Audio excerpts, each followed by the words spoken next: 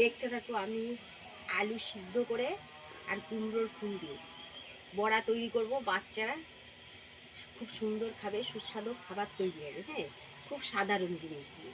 ঠিক আছে, আমি এই যে 4 টুকরো আলু সিদ্ধ নিয়ে নিয়েছি।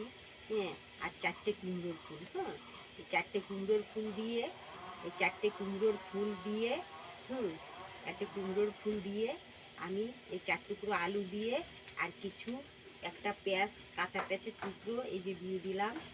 আর 2টো কাঁচা লঙ্কা। হ্যাঁ, এটাকে আমি ভালো করে মেখে নেব। আপনারা দেখুন।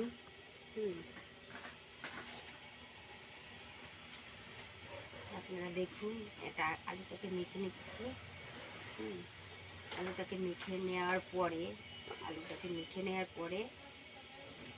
হ্যাঁ, এই কুমড়োর ফুলটা একটু চটকিয়ে দেবো এর মধ্যে।